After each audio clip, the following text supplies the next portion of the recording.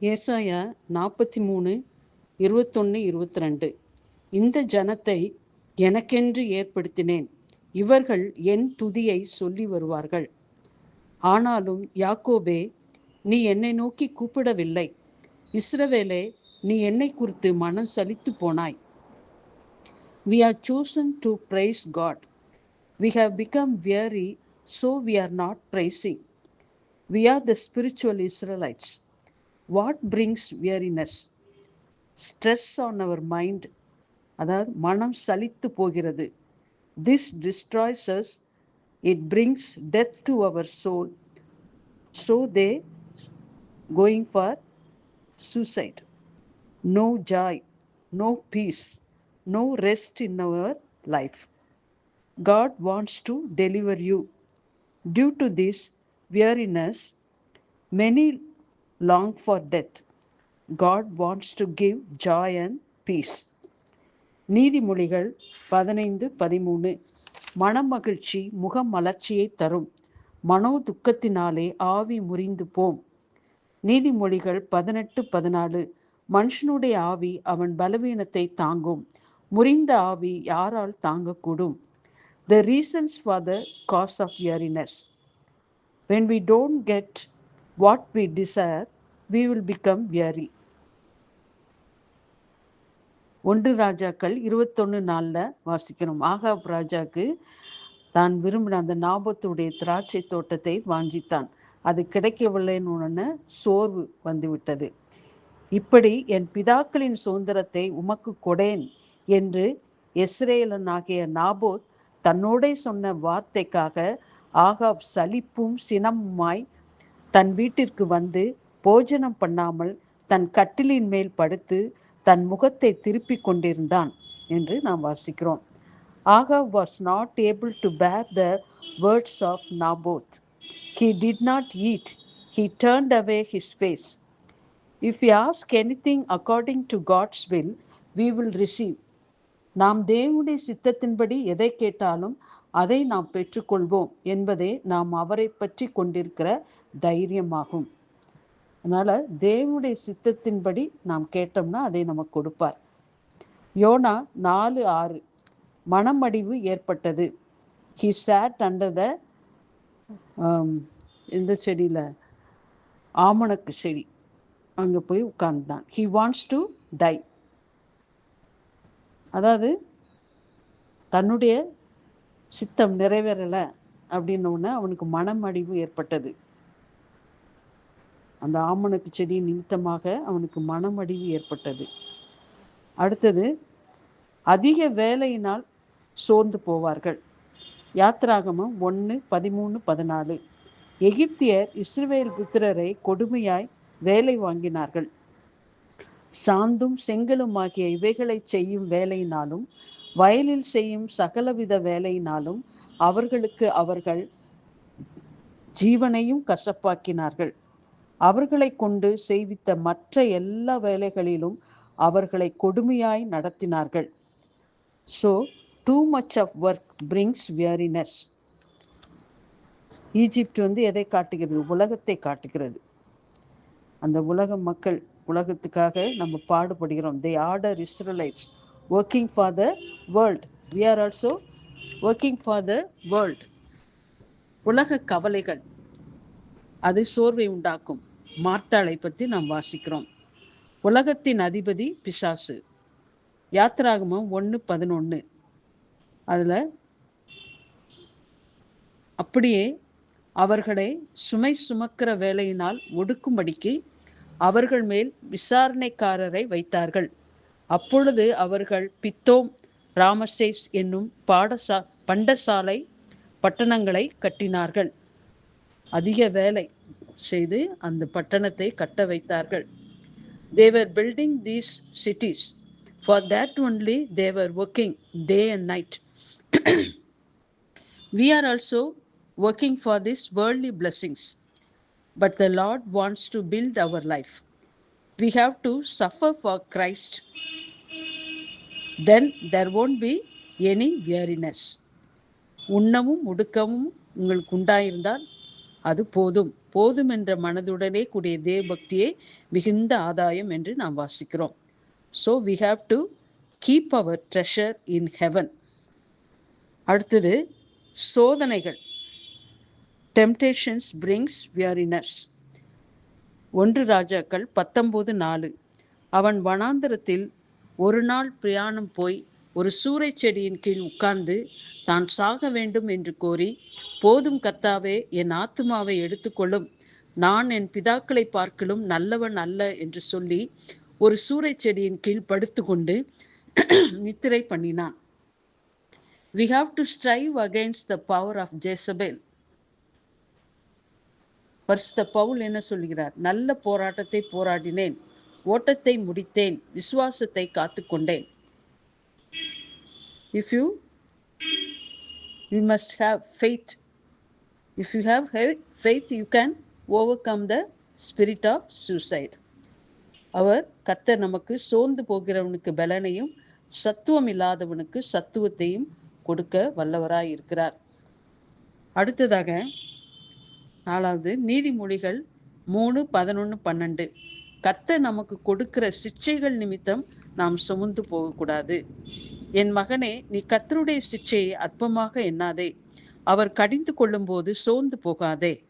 தகப்பன் தான் நேசிக்கிற புத்திரனை சிட்சிக்கிறது போல கர்த்தரும் எவனிடத்தில் அன்பு கூறுகிறாரோ அவனை சிட்சிக்கிறார். Chastisement reveals the love of God. நீதிமான் தயவாய் குட்டி என்னை கடிந்து கொள்ளட்டும், அது என் தலைக்கு எண்ணெயை போல் இருக்கும் என்று வாசிக்கிறோம். We fail in our thoughts, deeds and in many ways. Accidents, failure, losses, shame, reproach, etc. We have to repent and prosper in life. David says, நான் உபத்திரவப்பட்டது நல்லது, அதனால் உமது பிரமாணங்களை கற்றுக்கொள்கிறேன். So we have to say like David.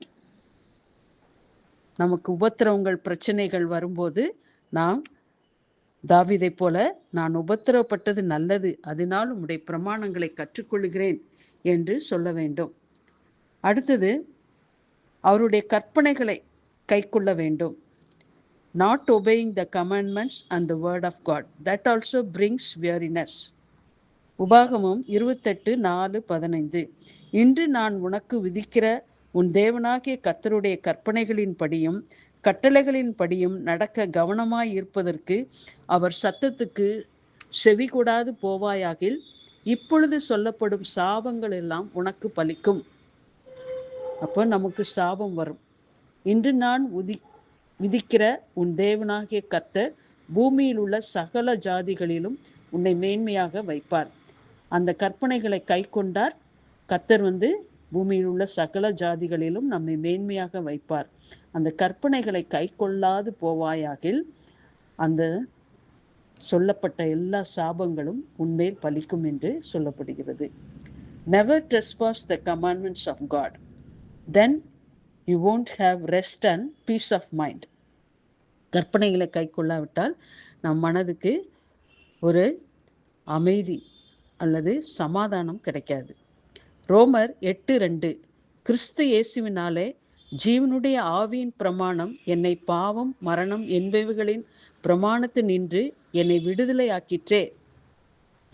அதாவது கிறிஸ்துவின் பிரமாணம் என்ன செஞ்சான்? பாவம் மரணம் என்பவைகளின் பிரமாணத்து நின்று என்னை விடுதலை ஆக்கிற்று. We will have deliverance. We have to yield to the commandments of the Spirit. ஆனால் Adam disobeyed the commandments. So sin and death ruled over all men. So we have to keep the commandments in our heart and mind.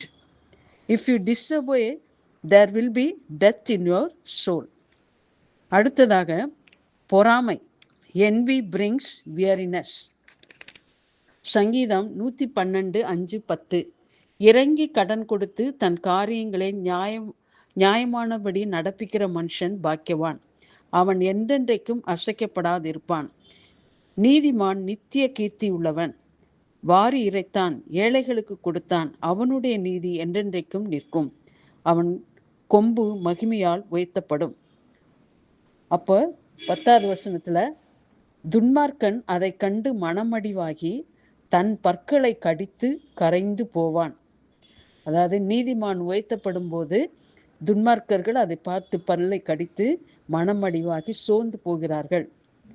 அதனால பொறாமை என்ன செய்யுது? அது ஒரு எலும்புருக்கி. பொறாமையோ எலும்புருக்கி என்று வாசிக்கிறோம். அதனால இந்த தீய சக்தியான அந்த பொறாமை நம்மிடத்தில் காணப்படக்கூடாது. when other people are blessed we have to praise God.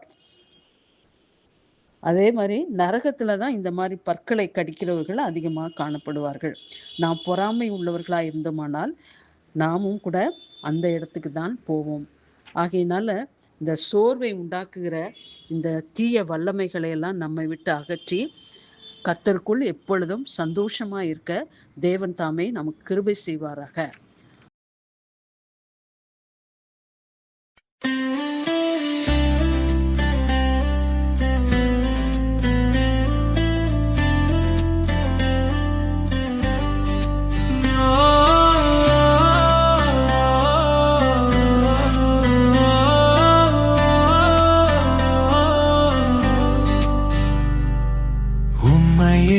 பாடுகிறேன், உள்ளமெல்லாம் மகிழ்கின்றேன், ஒருபோதும் மறவேனையா இயேசுவே உம் கிருபை போதுமையா, எனக்கு உம் கிருபை போதுமையா. உம்மையே பாடுகிறேன், உள்ளமெல்லாம் மகிழ்கின்றேன்.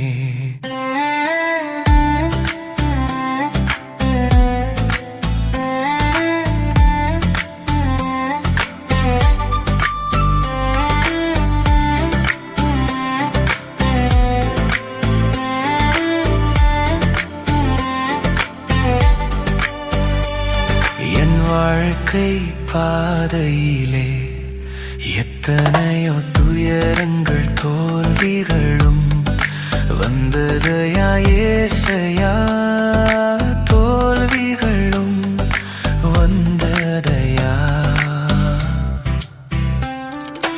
உம்மையே பாடுகிறேன், உள்ளமெல்லாம் மகிழ்கின்றேன்.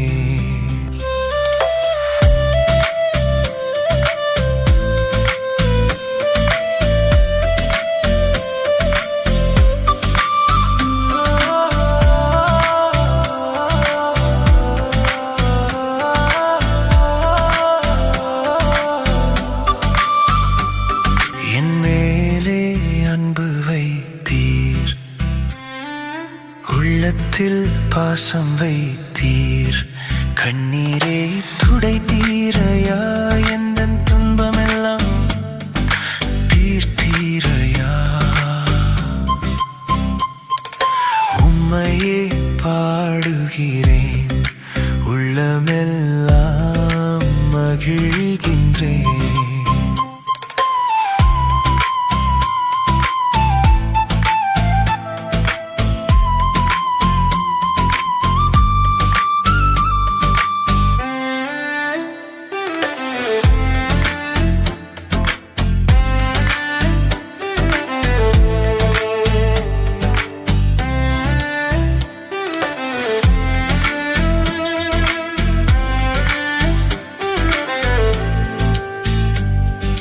பாடல்கள் பாடிடுவேன், வாயார புகழ்ந்திடுவேன், உம்மை எங்கும் சொல்வேனையா, உம்மை எங்கும் சொல்வேனையா. உம்மையே பாடுகிறேன், உள்ளமெல்லாம் மகிழ்கின்றேன்.